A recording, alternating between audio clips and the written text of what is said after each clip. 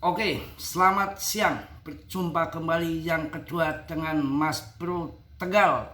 Mudah-mudahan kalian nggak bosen. Mas Bro akan memberikan secara fundament info-info PP dan memberikan strategi-strategi untuk kalian menghadapi volatilitas market ini, dan tentunya ya untuk memberikan support semangat untuk terutama holder PP Cardano, Polygon, Solana, Ethereum. Itu koin-koin yang akan pump nanti saat akhir tahun. Jangan melihat harga sekarang, ini salah satu dari game, dari permainan kripto.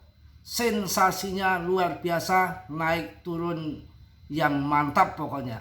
Selagi kita menghold koin-koin yang saya rekomendasikan, ya mudah-mudahan koin itu akan pump di saat bull run nanti. Dan histori koin-koin yang saya kasihkan untuk kalian bukan koin-koin yang sembarangan, semelekete, ancur-ancuran, tidak punya masa depan, tidak. Yang koin layar-layarnya tuh ETH, terutama ARB, Polygon, ada Sui, banyaklah pokoknya ya. Untuk PP, khusus untuk holder PP, kalian harus bangga, kalian harus semangat. 0,08, 0,09 pernah ya harga sampai titik rendah seperti itu pun pada ujung-ujungnya terbang sampai 0,43. Di saat turun begini yang ada dana untuk serok-serok, jangan kabur ataupun CL holding. Selama kalian masih di holding koinnya, kalian belum dikatakan kalah ya. Yang menang long invest holder jangka panjang dan koinnya nggak ngasal. Fundament PP tidak kurang kawan. Kita di sini bukan sendiri. Ribuan holder masuk tiap hari. Volume naik. Ketika turun mantul. Depnya, masa ampun depnya, sudah melepaskan koin PP untuk komunitas. Dia sudah tidak pegang koin PP lagi. Ini sangat menarik menurut saya. Ini yang dinamakan desentralis murni, tanpa filter, ada di PP. Rankingnya masih di situ-situ saja secara fundamental 28. Market capnya masih di atas 7 triliun. Well besar ada di sini. Ada GZ, Binance, ada Bybit, OKX, Get.io, Crypto.com, Robinhood, Coinbase. Itu paus-paus besar di eseng-eseng, belum masih banyak yang lain. Pemegangnya siapa? Ada siapa saja pemegangnya? Si Katram, Elon Musk, Vitalik, Arthur Hayes. MicroStrategy akan siap-siap ikut-ikutan masuk PP. Biasa di saat bantingan-bantingan dalam seperti ini adalah bagian skenario, bagian perjalanan dalam bermain kripto. Kita tengok tahun 2021, harga Polygon 400 perak, harga Cardano 400 perak, harga Dogecoin 30 perak. Apa yang terjadi? Bantingan sangat dalam 40% sampai BTC ngungsep begitu di bulan Mei tahun 2021. Tapi di tahun 2021 akhir, gila ya, meledaknya nggak ketulungan, nggak ada obat. Kalau tahun 2021 di akhir tahun kita sudah di warning sama si Powell.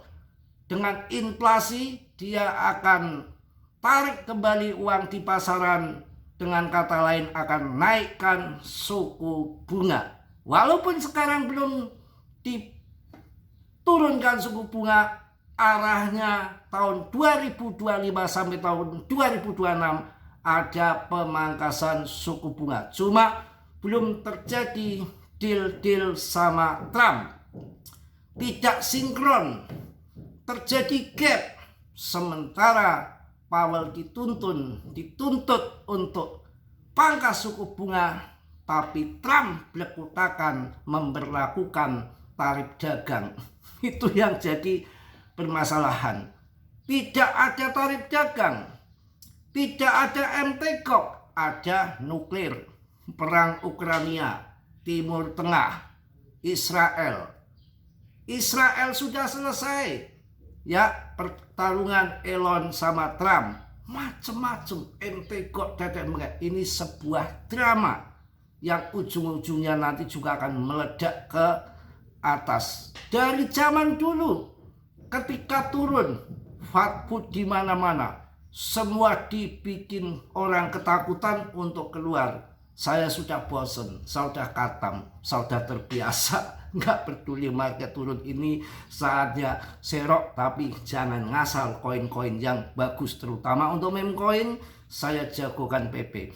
Di dalam meme coin PP, ketenarannya yang sangat luar biasa, sampai debt baru membuat meme coin baru, namanya sama, logonya sama. Kemarin pun ada 5 PP baru yang rankingnya masih di atas 5 ribuan, holdernya belum ada, market capnya masih kecil. Kok membuat nama PP, numpang catut ketenaran PP. Jadi debt itu sudah bikin koin-koin micin kentut yang jumlahnya ratusan bahkan ribuan tiap hari. Bikin nama saja sudah pusing, sudah bingung mau akan dinamain koin apa. Koin Katram, koin Elon, koin yang Martini Mardia, dia udah bingung. Artinya dia harus mencari peluang untuk ngibul, ya nebeng koin-koin yang sudah besar. Barangkali ada orang-orang baru yang terjerumus masuk PP yang baru. Saya saja masuk PP2 di Ethereum. PP2, jaringan Ethereum, iseng-iseng ya, iseng-iseng. 25.000 dapatnya bejibul koin, ratusan juta koin. Sekarang apa yang terjadi? Ya nggak ada gerakan, masih mencari holder, masih mencari investor, masih promo sana sini, belum masuk Binance, Coinbase, Robinhood, modalnya juga nggak ada dana. Ya otomatis kita akan kecolongan masuk koin-koin seperti itu. Yang namanya big boss besar, seperti eseng-eseng besar, nggak sembarangan listing koin-koin yang ngaco, nggak sembarangan. Dan investor kelas besar juga tidak akan sembarangan masuk di meme coin yang tanpa jelas utilitasnya. Untuk PP secara utilitas di Bitcoin Jepang dijadikan alat pinjaman. Binance dipakai hadiahnya yang dulu CoinTake, sekarang pakai PP. Bisa di staking dulu mendapat APY. Jadi orang-orang besar dengan dana yang besar nggak ngasal sembarangan masuk meme coin. Dia pakai riset prabayar yang mahal. Untuk PP, holdernya di atas, market capnya gede. Sepanjang sejarah dari tahun 2013 hingga sekarang hanya terjadi Shiba Doge, dan ini muncul yang baru PP, hanya 3 koin itu, yang lain Ploki Shiba Ploki, Saitama, Kisu Inu, Kepret Inu, Pratpret. Wah, pokoknya melihatnya itu jijik koin-koin seperti itu, ujung-ujungnya hancur tenggelam. Saya sudah coba-coba iseng-iseng dari puluhan tahun yang lalu main-main meme koin yang sembarangan, percuma. Kita harus mencari koin yang holdernya banyak, investornya banyak, market capnya besar, rankingnya top papan atas. Kalau PP akan jadi koin the next Doge, akan bermasa panjang. Ada GZ di sini. Suatu saat waktunya sudah kesetanan, sudah nggak ngurusin lagi BTC, waktunya all season, saya yakin bisa dibakar besar-besaran.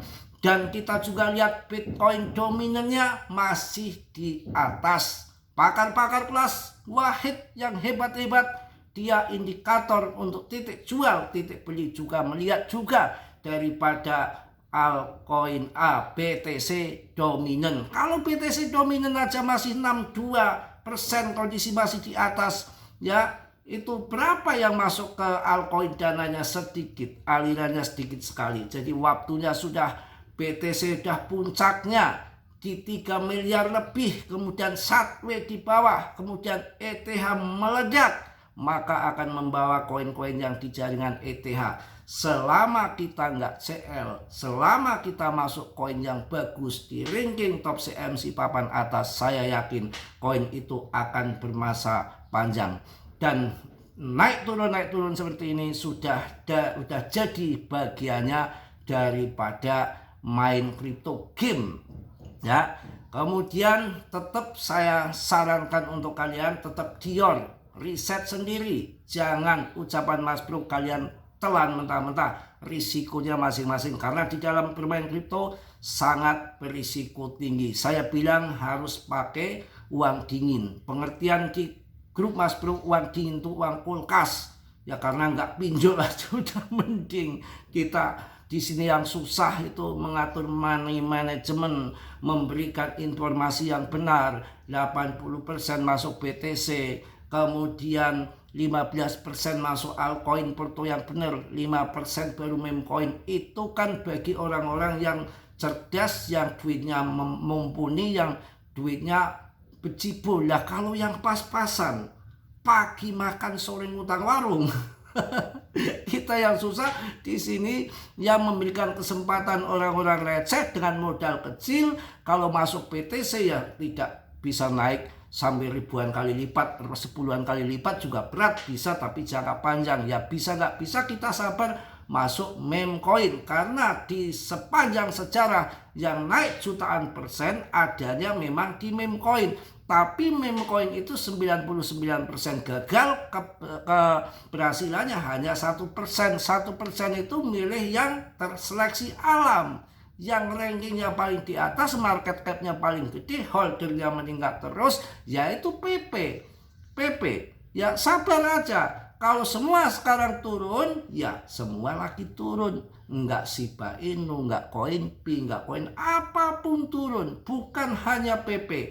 Dan setiap turun seperti ini, ketika bulan Mei dibanting 40%, tidak ada istilah perang Trump, tarik dagang, nggak ada hubungannya sama Powell, tetek bengek, dibanting Elon dengan tiput bahwa BTC sudah tidak bisa dibelanjakan lagi sama Tesla. Itu aja langsung cabut BTC 40%. Kayak apa altcoin hancurnya? Hancur lebur ya. Akan tetapi pada masanya lagi terbang lagi. Wong kalau mau dihancurkan, habiskan di nol semua, yang siapa yang rugi? Ya mereka yang punya BTC banyak. Kalau Mas Bro kan nggak punya BTC, terus terang, yang paling nggak seberapa ya punya ETH, ya yang banyak ya Cardano, PP. Itu aja mengharapkan cuan besar, tapi ya sabar, namanya altcoin risikonya tinggi. Kita betul-betul main game. Mungkin itu aja yang saya sampaikan siang ini untuk semangat kalian, untuk gemblengan kalian dalam bermain kripto. Kantong kita juga diuji, kesabaran kita diuji. Di saat kantong kita lagi nggak ada dana, ingin buat makan, harganya lagi jatuh, nggak bisa jual, ya itu di situ ya macam-macam, karena sentral uang itu masih di sana, sebetulnya masih di AS itu ya. Kalau kita kantongnya dikeringkan, yang ngeringkan ya masih mereka si Powell itu ya. Tapi ya itulah, kita aja pemain receh ya, kita sabar ya. Kita dengan kesabaran, kita udah pernah merasakan di PP yang waktu itu masih di harga murah 1 juta IDR dapat 100 juta koin, itu pun sekarang udah kenyang. Sekarang kalau 3 juta dapat 300 juta koin, 300 juta koin kalau kita jual ya hampir 20 juta kali 3 kan lumayan juga ya. Mungkin itu yang saya sampaikan. Tetap semangat, PP akan bermasa panjang. Ada big boss besar di sini, ada Binance. Ya betul-betul antara supply dan demand sudah tidak dicampur tangan nih lagi sama si debtnya. Ya mudah-mudahan nanti membaik. Saya rasa nanti di pertengahan Agustus mungkin sudah ganti cerita, sudah ganti drama.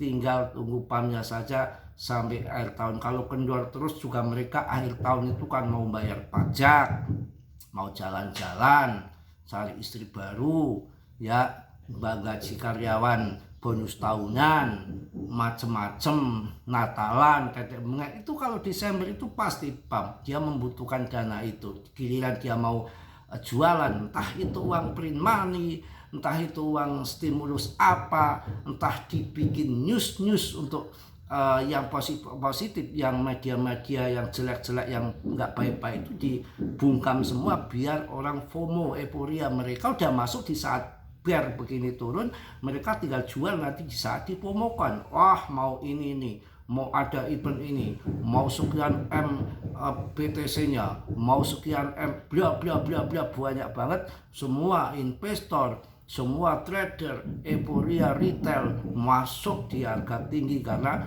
akan PAM gila-gilaan katanya. Di saat orang pada masuk, pause TP karena sudah masuk dari sekarang ini kawan. Ini semua permainan. Mungkin itu aja. Tetap waspada dalam dunia kripto, berisiko tinggi, bisa cuan mendadak ataupun hancur mendadak. Selamat weekend.